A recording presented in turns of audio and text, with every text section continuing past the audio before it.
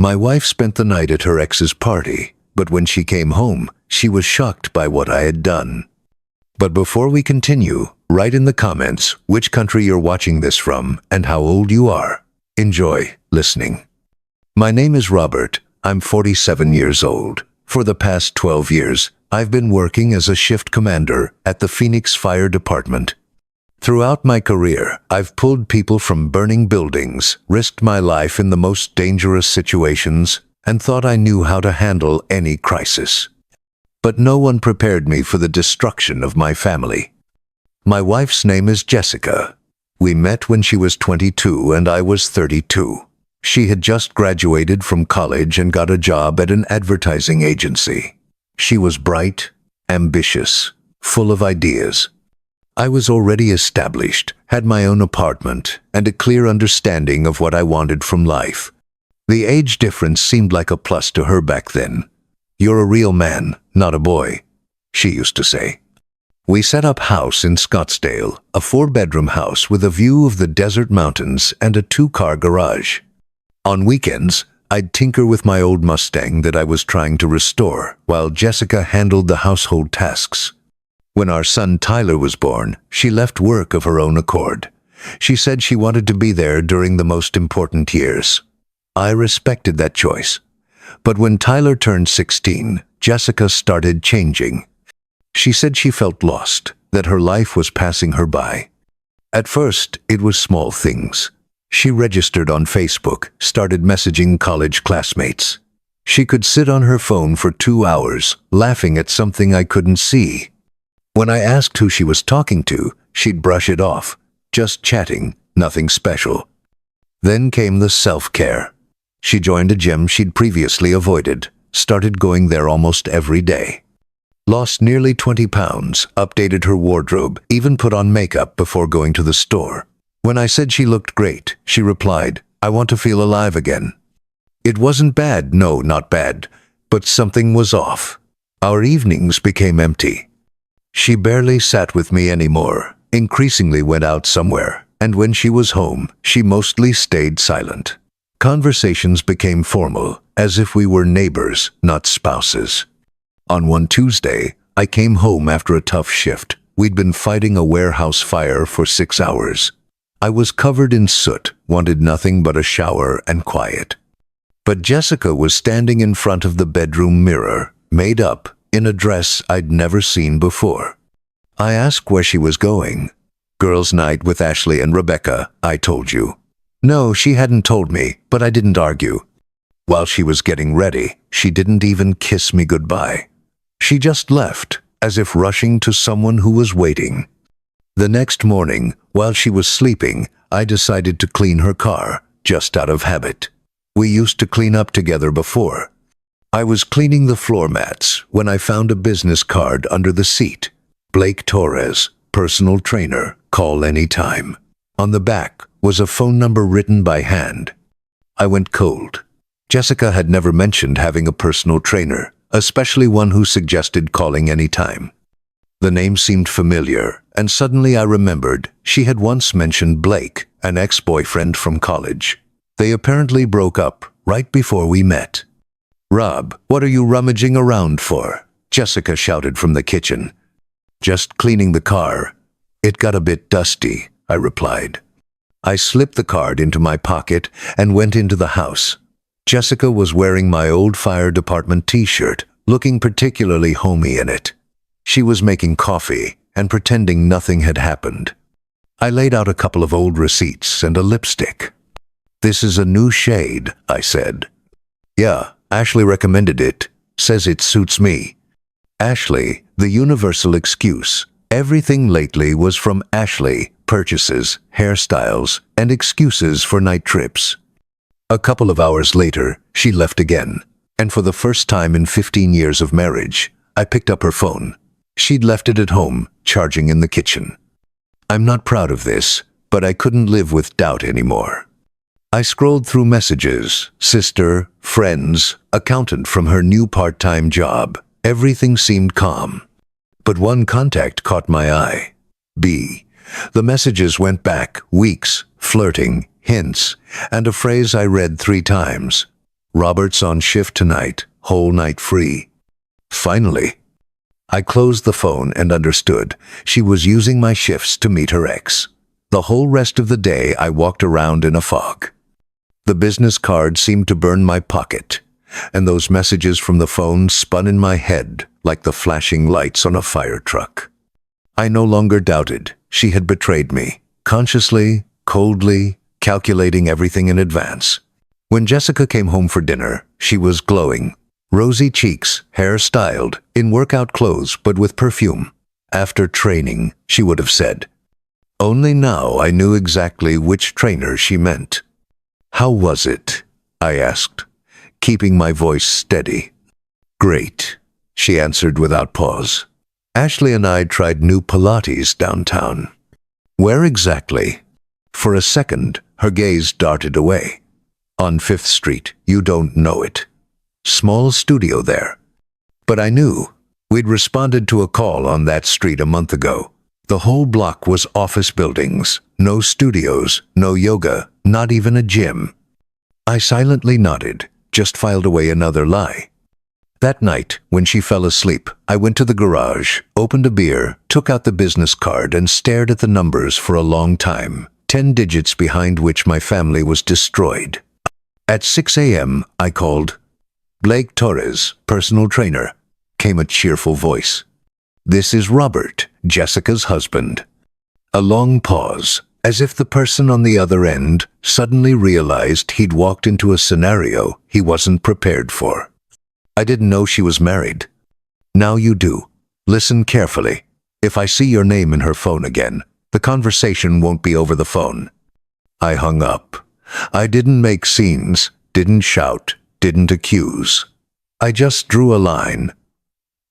Because deep down, I already understood everything. The next day, Jessica was on edge. She checked her phone every 5 minutes, walked around the house as if looking for an exit that didn't exist. I watched silently and waited for her to tell me everything herself. It happened 3 days later. I was at home checking shifts for the next week when Jessica burst into the office, eyes blazing, hands clenched into fists. "You called him. You threatened Blake." I put down my pen and looked at her calmly. "I had a man-to-man conversation." "How could you? He's just a friend." "Friends don't write finely. The whole night is yours. Robert's on shift." Her face went pale. For a second, confusion. Then, everything by the book. Instead of guilt, accusations. "You know what? Yes, he's just a friend. And if you'd ever looked at me as a woman and not just a housekeeper, maybe everything would be different." She was shouting. I stayed silent, listening to how someone you loved tries to justify betrayal with their loneliness, my duty shifts, even age. And then she said the main thing. Maybe I should just leave for him altogether. She threw it like a challenge. I nodded. Go. But no, there's no way back. She froze, saw that I was serious. No threats, no drama. That same night she got dressed, came out of the room in a black dress, made up like for a date. "I'm going to Blake's." "Don't wait up," I replied. When her footsteps faded, I called a taxi. Tyler was spending the night at a friend's, and no one disturbed me from doing what should have been done long ago. I opened the closet, took out her suitcases, and started carefully folding everything. Dresses she wore not for me, lingerie she bought but never wore with me. In one of the drawers I found hotel key cards, receipts from restaurants we'd never been to, and a small box with jewelry, definitely not from me. By morning, the suitcases stood by the entrance. I took down all the wedding photos from the walls, put the wedding rings in a jewelry box. The house felt empty. At 3:42 a.m., I heard the key turn in the lock. I sat in the dark kitchen, waiting. Jessica entered quietly, hoping I was asleep. The lamp clicked in the hallway, and I heard her freeze. "Robert, what is this?" I came out to meet her, silently pointed to the suitcases. "This is your decision. Decided to save us both time." She noticed the empty walls. Her eyes widened. "You can't just throw me out like this." "I didn't throw you out. You left yourself when you chose him." She tried to justify herself, said nothing happened, that she just fell asleep on his couch. But I stayed silent and finally opened the door. "You made your choice. Now these are the consequences." She stood in the doorway with her suitcases, confused, broken, but still hoping I'd take her back. "Is this the end?" "Yes, Jessica, the end." When the door closed behind her, I turned the lock. Not out of anger, out of finality. I didn't even look out the window as before. Just turned off the light and lay down on the couch. Not because I didn't want to sleep in the bed, it just smelled like her. At 6 a.m. I woke up to a call. A message from Jessica. "We need to talk. This isn't normal." Deleted. 5 minutes later, a second one. "Tyler doesn't deserve this. Think about him." Now I really wanted to throw the phone against the wall. Where were these thoughts about our son when she was planning meetings during my shifts? Tyler was still asleep. I made strong coffee, opened the window and exhaled. Autumn. Cool, clean, quiet. And in this silence, it suddenly became clear I had made the right step. Half an hour later, Tyler appeared in the kitchen in his school uniform with his backpack, holding his mom's car keys. "Dad, where's Mom? The car's not here." I looked at him, still a boy, but no longer a child. And suddenly I realized that the hardest conversation wasn't with Jessica, but with him. "Sit down, we need to talk." He sat, looked directly at me, no panic, but waiting for the truth. "Mom won't be living with us for now." "Why?" "How do you explain to a teenager that Mom didn't just leave Dad, but left for another man without destroying his faith in parents?" Sometimes relationships end, not immediately, not in one day. People change, desires, goals, feelings. Mom and I haven't been on the same team for a long time. We tried for your sake until everything completely fell apart. He was silent, face like stone. Then he exhaled. "Are you getting divorced?" "Most likely, yes." He nodded. A few seconds looking at the table, then the question that broke my heart. "Is it because of me?" "Absolutely not. This is only between adults. You're not to blame for anything." He silently nodded, glanced at the photos I'd taken down from the wall. "Can I still see her?" "Of course. She's your mother, always will be. You and she will decide how and when." He got up, went to his room, closed the door, but didn't slam it. Just went away to think. The next 3 days were almost calm. I worked. Tyler went to school. We silently built a new life without her. She wrote, called, asked to talk. I didn't answer. Her sister even called, saying, "Be smarter, don't act hastily." But I wasn't acting hastily anymore. I was just closing an old door. On Saturday morning, I was in the garage tinkering with the Mustang, like before, when a silver foreign car stopped on the driveway. Jessica got out, and in the passenger seat was a man, young, about 10 years younger than me, neat, well-groomed. Obviously not her trainer, someone new. Jessica approached slowly, carefully, as if afraid I'd lose it. But I didn't lose it. "Robert, we need to talk." "No, Jessica, we don't. This is Connor. He's helping me through this difficult period." I wiped my hands, stood up, looked at him. "Nice to meet you. I'm the ex-husband of the woman you just brought here." He turned red, looked at the ground. Jessica spoke faster. "I want to see Tyler. I need to explain to him." "Call and arrange it. But you're not entering this house anymore." She frowned. "This is my house too. Number you left voluntarily. Now these are the consequences, not my rules, life." She stood as if waiting for me to give in, to open the door, to cry.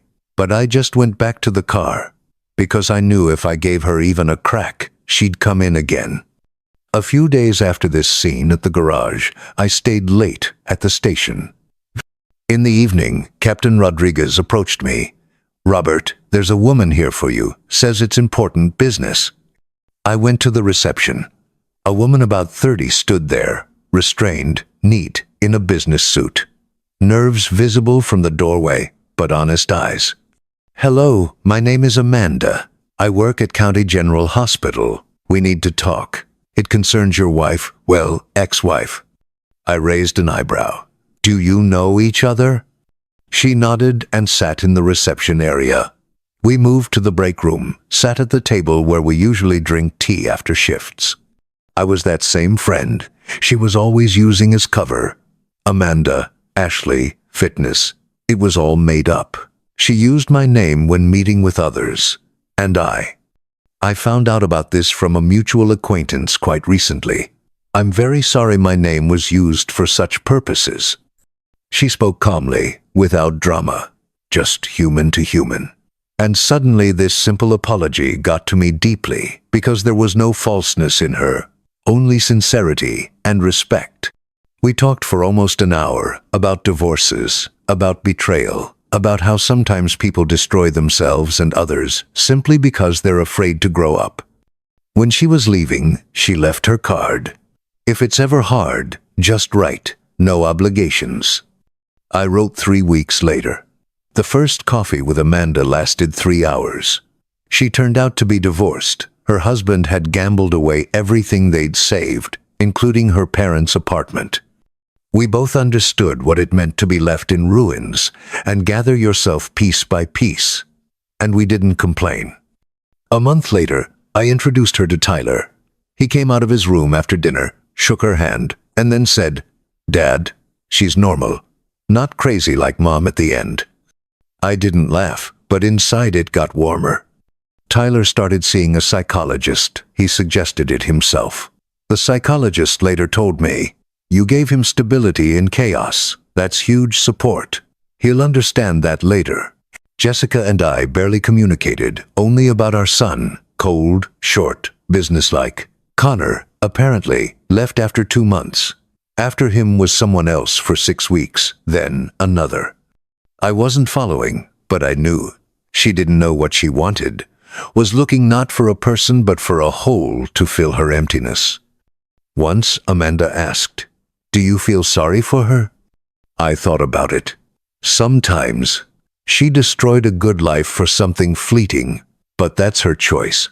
I won't gather what's not mine anymore. Amanda took my hand. "You're a good person, Robert."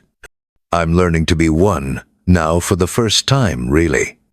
A year passed. Tyler graduated high school with honors. He was accepted to University of Colorado on a full scholarship. Amanda and I sat in the auditorium at the graduation ceremony, pride stuck in my throat like a lump.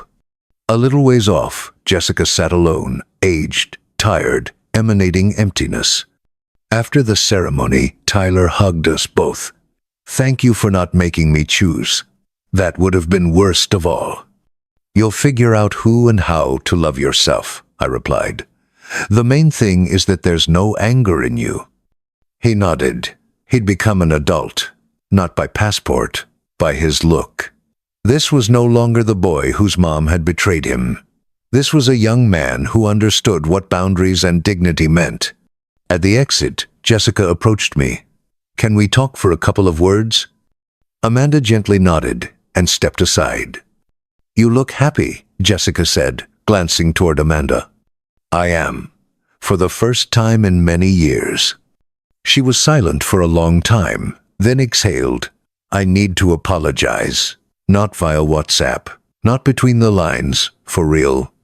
I destroyed our family because I was afraid of getting old, of routine, and convinced myself you didn't value me. Though the truth was, I didn't value what we had." I just nodded. No anger, no relief, just accepted it. Tyler got into Colorado. I said to change the subject. "Already planning to get an apartment." "You raised a good son, Robert." "We raised him, until everything broke." She nodded, and for the first time in all this time, her face showed neither arrogance nor resentment, only regret. "Take care of yourself," she said quietly, and left. That same night, Amanda and I were having dinner at our favorite cafe with Tyler. He was joking, eating pizza, talking about plans for the dorm and future. "You managed it," Amanda said when he went to sleep. "You gave him a point of support. He figured everything out himself. I just kept the door open." On the porch, it was quiet, sky full of stars. Autumn was approaching, but it was still warm. Amanda took my hand. "I have a proposal for you. Romantic or practical? Both at once. My lease ends in a month. I thought maybe we could live together." I smiled, warm, calm, without doubts. "I'm all for it." 2 years after Jessica left our house in that black dress, I stood on the threshold of a new life. There was no drama, no revenge, only respect, and the choice to be happy with someone who doesn't betray you.